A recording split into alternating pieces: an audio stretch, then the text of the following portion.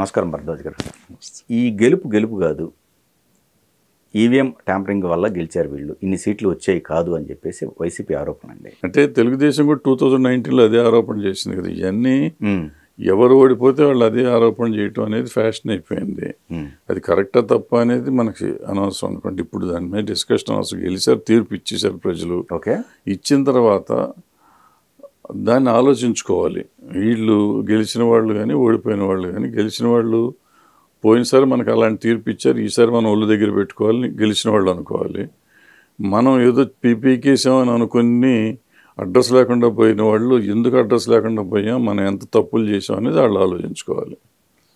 ఇప్పుడు గెలిచిన వాళ్ళదేమో నా ఉద్దేశంలో వాళ్ళ గెలుపు కాదు, ఇతని వీక్నెస్, యువతల పార్టీ వీక్నెస్. అంటే యువతల పార్టీని ప్రజలు ఇట్టి పరిస్థితుల్లోనూ మాకు వద్దనుకునే లెవెల్కి వచ్చేసారు. ఆ లెవెల్కి తెచ్చుకున్నాడు. అంటే భస్మాసురుడు తల మీద చేయి పెట్టుకుంటే ఎట్ట మండిపోతాడు, ఇతను అట్ట చేసుకున్నాడు. చేసిన తప్పులు ఒకటి ఆరా కాకుండా పోయినాయి. ఆ తప్పులతో ఆల్టర్నేట్ లేదు, చచ్చినట్టు ఇతను పంపించేయాలంటే వాళ్ళకి ఓటేయాలి కాబట్టి వేశారు.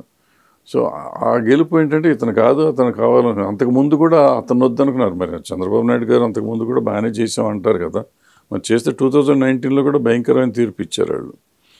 సో ఎవరైనా కానీ ఇప్పుడు అర్థం చేసుకోవాల్సింది ఏంటంటే ప్రజలు ఎందుకు ఇంత డ్రాస్టిక్గా మారుస్తున్నారు మనని, మనం ఏం తప్పు చేసామనేది ఆలోచించుకోవాలి. చంద్రబాబు నాయుడు గారు ముఖ్యంగా ఆలోచించుకోవాలి. ఎందుకంటే 2019లో 2014 to 19 ఆయన చేశారు. నేను ఏదో చేస్తానికి వచ్చాను, ట్రై చేశాను అని చెప్తున్నాడు. నువ్వు ట్రై చేసి ఉంటే ఎందుకు ఓడగొట్టారు నిన్ను? అంత 23 సీట్లకు ఎందుకు పరిమితం చేశారు? అది ఆలోచించుకోవాలి కదా.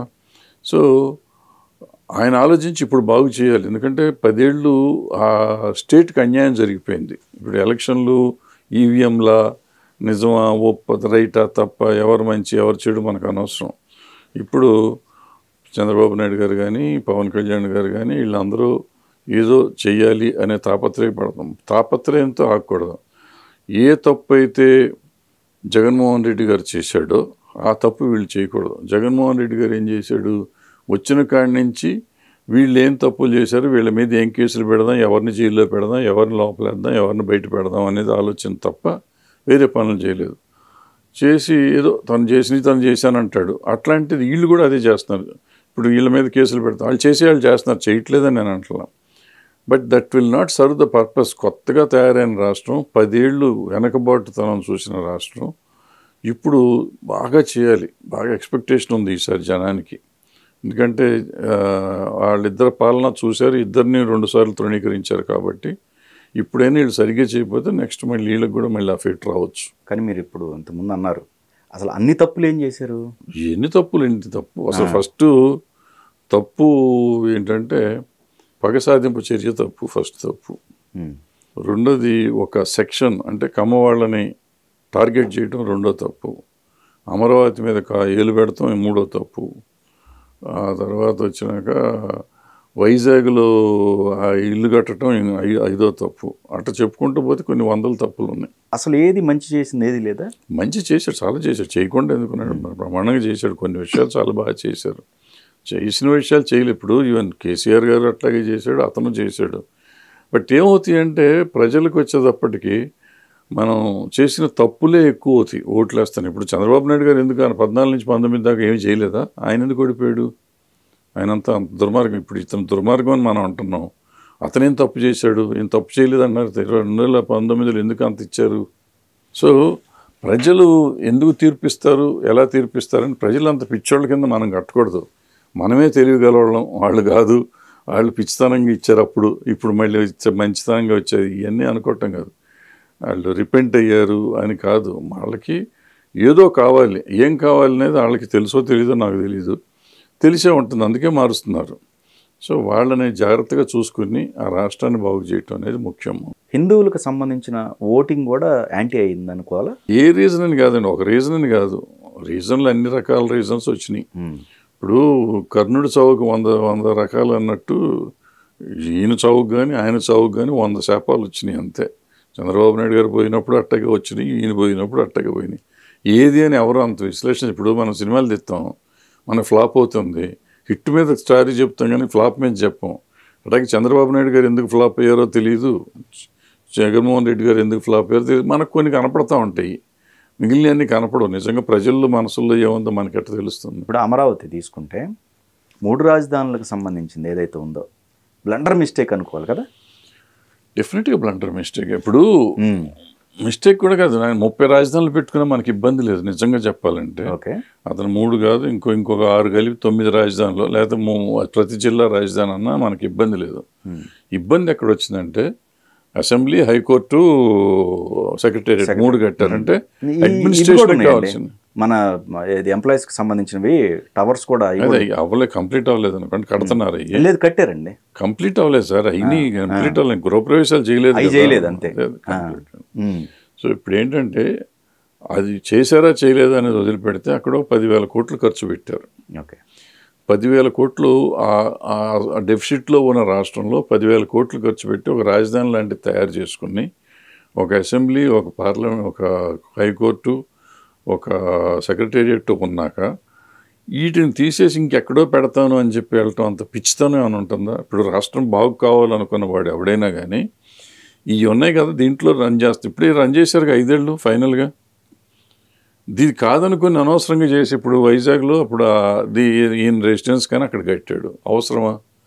శుభ్రంగా ఉంది అక్కడ, అది రిసార్ట్ ఉండేది, ఆ రిసార్ట్ కూలగొట్టాల్సిన అవసరం ఏమొచ్చింది? ఈయన ఇంటానికి ఏంటి రిషికొండ ఈయన జీవితాంతం అక్కడ ఉంటాడా?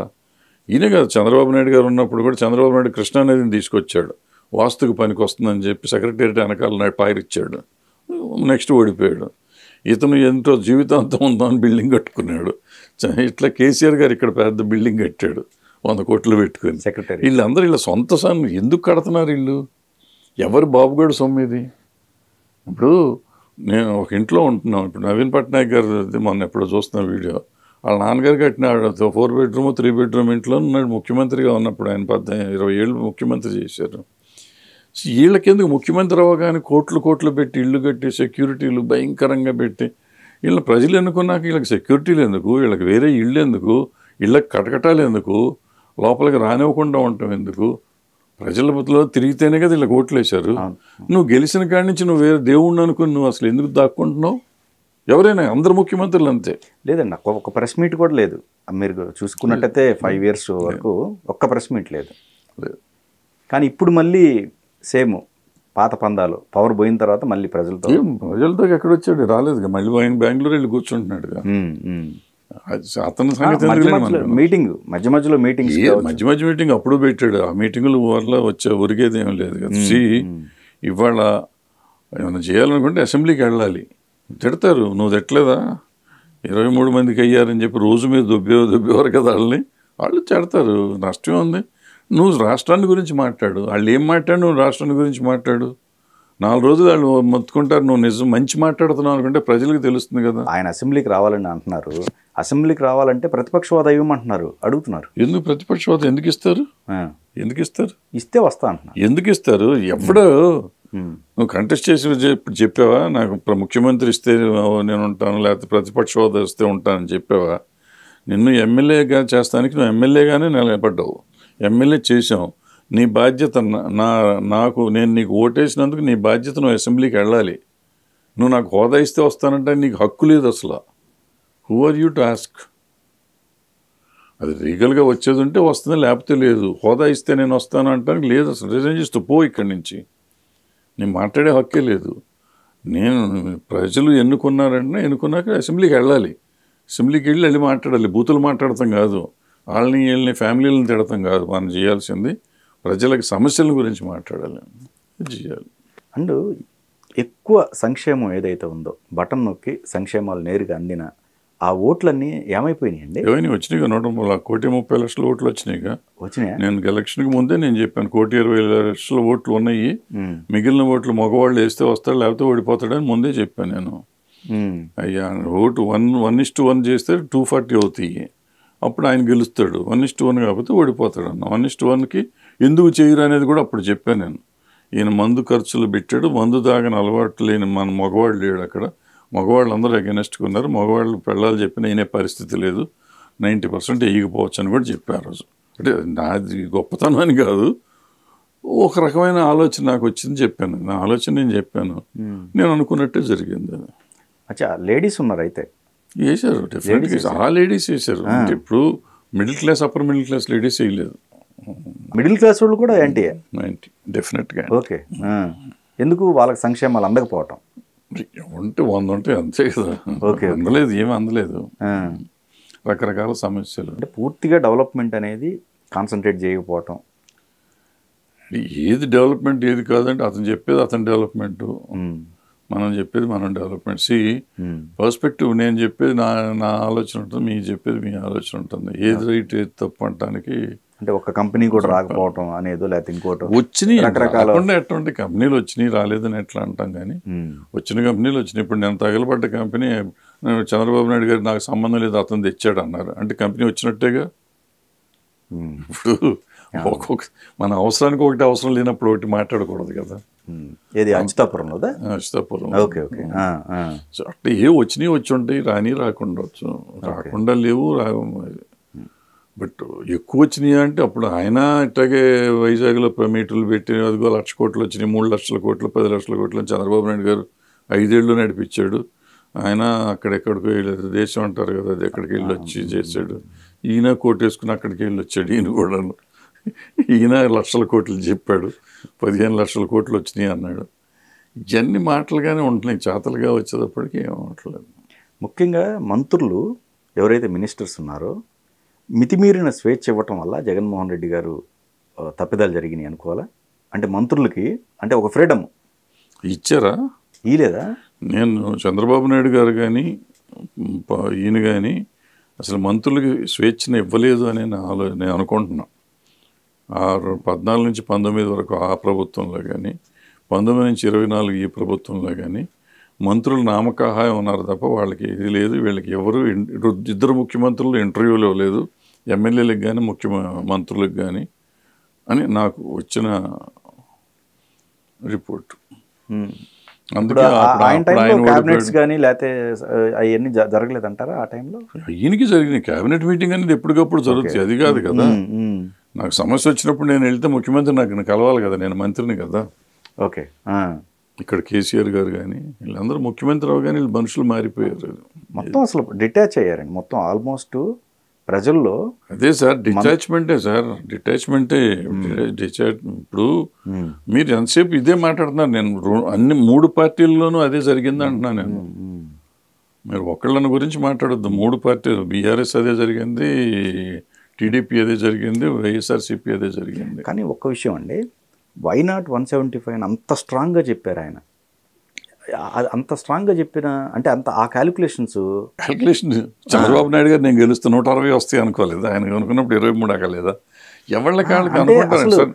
కంప్లీట్ అన్నారు కదా, మనం ఎగ్జామ్కి వెళ్తామండి, 175 అనేది కంప్లీట్ కదా. ఎగ్జామ్కి వెళ్తాం సార్, ఎగ్జామ్కి వెళ్ళేటప్పుడు 100కి 100 వస్తాయని వెళ్తాం. 10 వస్తాయని తెలిసి 100కి 100 వస్తాయని చెప్తాం. మనం వస్తాయా రావా అనేది పేపర్ రాసింది తెలుస్తుంది కదా. ఓకే. పేపర్ సరిగ్గా రాయిపోతే ఎందుకు ఇస్తాడు మార్కులు ఎవడన్నా? సర్వేలు, అన్ని సర్వేలు రిపోర్ట్లు వాళ్ళకి అనుకూలంగా. సర్వే ఇప్పుడు నేను ముఖ్యమంత్రిని, నేను సర్వే చేస్తే నేనే గెలుస్తానంటారు. చంద్రబాబు నాయుడు గారు ఉన్నప్పుడు ఆయనే గెలుస్తున్నారు, బీఆర్ఎస్ ఉన్నప్పుడు బీఆర్ఎస్ గెలుస్తున్నారు. బీఆర్ఎస్ ఓడిపోయింది, చంద్రబాబు నాయుడు గారు ఓడిపోయారు. జగన్మోహన్ రెడ్డి ఉంటే జగన్మోహన్ రెడ్డి గెలుస్తాడు అన్నారు, ఆయన ఓడిపోయాడు. సో సర్వేల మీద నమ్ముకుని కాదు, మనం మనుషుల్లో తిరిగితే మనకే తెలుస్తున్నారు. సర్వే ఎందుకండి? సర్వేలు ఎందుకండి? ఇప్పుడు ముఖ్యమంత్రులు, ఇప్పుడు రాజశేఖర రెడ్డి గారు కానీ, లేకపోతే ఈవెన్ చంద్రబాబు నాయుడు గారు కానీ, ఈవెన్ ఎన్టీ రామారావు గారు కానీ, చెన్నారెడ్డి గారు, మన పాత్రలు ఎవరన్నా తీసుకోండి, ప్రతి ఊర్లోనూ ఏం జరుగుతుందో తెలుసుకునేవారు ఒకప్పుడు, ఒకనొక కాలంలో. ఓకే. ఇప్పుడు ఏంటంటే ఈ టెక్నాలజీ పెరిగిపోయినాక ఆడు సర్వే చెప్పాడు, వీడు సర్వే చెప్పాడు, వాడు చెప్పింది, వీడు చెప్పింది అని వీళ్ళు అసలు. ఇప్పుడు మన ఎమ్మెల్యేలు ఉన్నారు, మనకి ఎమ్మెల్యేలు ఉన్నారు, 175 మంది ఎమ్మెల్యేలు ఉంటారు. వాళ్ళు గ్రౌండ్ రిపోర్ట్ ఉంటుంది వాళ్ళకి. వాళ్ళు పనిచేస్తున్నారా లేదా తెలుసుకుంటానికి మీకు మనుషులు ఉంటారు ప్రతి కాన్స్టిట్యున్సీలోనూ. ఓ ముఖ్యమంత్రి వాళ్ళు పనిచేస్తున్నారా లేదో తెలుసుకుని వాళ్ళు చెప్పిన రిపోర్ట్ తీసుకొని చేసుకుంటే అవుతుంది పని. వీళ్ళు పనికిరాని వాళ్ళు అని చెప్పి అనుకుని ఇంకేదో చేసి ఒకడో గ్రామ వాలంటీర్లను పెట్టుకుంటానంటాడు, ఒకడో నా కార్యకర్తలు అంటాడు, ఏదో చెప్తా ఉంటారు. ఇవన్నీ వాళ్ళ రిపోర్ట్ కూడా గ్రౌండ్లో మీరు అన్నట్టు వాలంటీర్ వ్యవస్థ కూడా చాలా స్ట్రాంగ్గా వర్క్ చేసింది కదా. మరి ఆ రిపోర్ట్ కూడా పనిచేయలేదా? అందుకే 1,30,00,000 ఓట్లు వచ్చినాయి వాళ్ళే, లేకపోతే ఎందుకు వస్తాయి? ఓకే. హోల్డ్ చేసుకున్నారు కదా. ఓకే. అవి పని చేసింది అయితే దాన్ని. అంటే రాజు మంచోడైతే బాగుంటుంది, రాజు గుడ్డోడైతే అంత గుడ్డిగానే ఉంటుంది. రాజు గుడ్డోడు అయ్యుండే మా వాళ్ళు ఉన్నారులే, వేగులోళ్ళు ఉన్నారు చెప్తున్నారంటే, వేగులోళ్ళు ఏం చెప్తారు? అయ్యా అంతా సస్యశ్యామలంగా ఉంది, బ్రహ్మాండంగా ఉంది అయ్యా అని చెప్తారు. నువ్వు కళ్ళు తెరిచి ఉంటే అసలు నిజంగా ఉందా లేదా అనేది అర్థమవుతుంది కదా. అందుకే మనకి సామెత ఉండేది, రాజు గుడ్డోడైతే అని అంటారు. ఇప్పుడు మీరు కుల ప్రస్తావన తీసుకొచ్చారు అంటే, కులాన్ని టార్గెట్ అంటే కమ్మ వాళ్ళ మీద టార్గెట్ చేయటం అనేది ఒక మైనస్ అయింది అనుకోవాలి. 100%. Open letter to Jaganmohan Reddy అని ఆయన ముఖ్యమంత్రిగా ఉన్నప్పుడు రాసి చెప్పిన దాంట్లోనే చెప్పాను నేను. ఈ కులాన్ని గురించి కూడా చెప్పాను నేను, అప్పుడే చెప్పా. నేను అయిపోయినాకేం బట్టగాల్చడం కాదు, ఆయన ముఖ్యమంత్రిగా ఉన్న రోజునే నేను ఓపెన్ లెటర్ టు సీఎం అని చెప్పి రాసి పెట్టాను. నేను చెప్పాను, నేను ఈ కమ్మ సమాజాన్ని అనటం ఇవన్నీ చెప్పాను నేను. ఇప్పుడు మీరు అడిగినవి మీరు చెప్పినవన్నీ ఆ రోజు చెప్పినాయి, ఈ రోజు చెప్పినాయి కాదు. అయినా మార్పు లేదు. 1.5 year ఆయన ఎలక్షన్కి 1.5 year ముందు పెట్టింది అది. ఓకే. అంటే అప్పటికి కూడా మార్పు లేదు. ఇట్లాంటి చెప్తే ఎందుకు వింటారు సార్ వాళ్ళు? మనం ఎవరం, మనకి ఏం స్టేటస్ ఉందనుకుంటున్నారు? నాట్ ఓన్లీ మీరని, నేనే కదా, ఎవరికైనా ఎవరైనా సలహా ఇచ్చినప్పుడు దానికి సంబంధించి ఎందుకు వింటారు? ఎవరు వినరండి. అధికారంలోకి వచ్చినాక ఎవరు వినరు. ఈయన కాదు ఆయన కాదు, ఎవరు అధికారం వచ్చిందంటే మన మాట ఎవరి మాట వినరు. Okay okay. వాళ్ళకి వినాల్సిన అవసరం లేదు. ఇప్పుడు ప్రజలు పట్టం కట్టినాక నువ్వెవడరా గొట్టం అంటారు. ఓకే. మనం చెప్తే వాళ్ళకి ఎక్కుతుందా? ఎందుకు ఎక్కుతుంది? మనం చెప్పాలని ప్రయత్నం ఏంటంటే మన అమాయకత్వం, అది ఏదో చెబుతాంలే పాపం అని చెప్పటమే. అసలు నిజంగా అట్లా చూసుకుంటే కాపులది కూడా మేజరే కదండి. వాళ్ళను కూడా సేమ్, వాళ్ళు కూడా ఒక యూనిటీగా అయ్యారు. అసలు యూనిటీ లేదన్నారు అసలు వాళ్ళల్లో కదా. ఏదో భస్మాసుడు హస్తం అని చెప్పాను కదా, వాళ్ళు కలిసేదాకా వీళ్ళు ఊరుకోవాలి, అతను ఊరుకోవాలి, వాళ్ళని కలిపేదాకా ఊరుకోవాలి. అది కలిపి ఎట్టగన నన్ను ఓడించండి అని చెప్పి ఒక శపథం చేసి కంకణం కట్టుకుని ఓడిపోయాడు. కానీ ఒకట్లేండి సార్, ఇప్పుడు వాళ్ళు కలవకుండా ఉండటం కోసం చాలా చేశారు. అట్లా అనుకోకూడదు, మీరు అట్లా వన్ వేలో అంటున్నారు. మీరు మీ దృక్పథం అది, నా దృక్పథం ఇది సార్ కదా. అంటే మీరేమనుకుంటున్నారంటే ఆయన కలవనివ్వకుండా ఉండడానికి ట్రై చేశాడు. నేను అసలు ఒక మనిషి, for example tell you about Pawan Kalyan గారు. పవన్ కళ్యాణ్ గారు ఆయన ఒక పవర్ఫుల్ మ్యాన్, బట్ ఆయన పిచ్చి చేసిన కొన్ని పనుల వల్ల ఆయన 2 చోట్ల ఓడిపోయి ఆయన పార్టీ దిక్కు లేకుండా పోయింది. దిక్కు లేకుండా పోయిన దాన్ని వదిలేయకుండా అతన్ని కిలికి అతను రోజు పవన్ కళ్యాణ్ గారిని గురించి వీళ్ళే మాట్లాడేవారు. ఓకే. అంటే జనం మర్చిపోయారు ఆయనకి. జనం వాళ్ళకి ఒక సీటు కూడా ఇవ్వకుండా పవన్ కళ్యాణ్ గారిని 2 చోట్ల ఓడగొట్టేసి అతన్ని భూస్థాపితం చేశారు. ఒక రకంగా చేసిన దానికి వీళ్ళు రోజు నీళ్లు పోసి ఆ విత్తనాన్ని, చెట్టుని మొక్కని చేశారు. 5 ఏళ్లలో దాన్ని పెద్ద వృక్షం చేసి అయ్యేదాకా నిద్రపోతే ఆ వృక్షం అది ఒరిజినల్గా వృక్షం దాన్ని కొట్టేశారు వీళ్ళు. విత్తనం కాదు, కొట్టేశారు. ఏది ప్రజలు కొట్టి నరికేశారు. దాన్ని నరికిన దానికి మళ్ళీ చిగుళ్ళు వేసి నీళ్లు పోసి చిగుళ్ళు తెప్పించి దాన్ని మళ్ళీ వృక్షం చేశాడు. 5 ఏళ్లలో వేసింది దెబ్బ కాటు. కానీ లాస్ట్ మినిట్ వరకు కూడా కలుస్తారు అనే హోప్ లేకుండానే రాజకీయాలు జరిగాయి. అంటే నేను చంద్రబాబు నాయుడు గారు కూడా చెప్పాను, పవన్ కళ్యాణ్ గారిని కలవకపోయినా గెలిచే పరిస్థితి ఉంటుంది. సోలోగానే గెలిచే పరిస్థితి ఉంటుంది.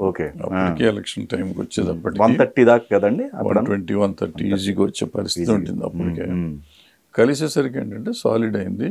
బట్ కలిసినప్పటికి కూడా అందరికీ కొంచెం అనుమానం ఏంటంటే వీళ్ళు కలుస్తారా, సరిగ్గా ఓట్లు కన్వర్ట్ అవుతాయి, బట్ ట్రాన్స్ఫర్ అయినాయి 100%.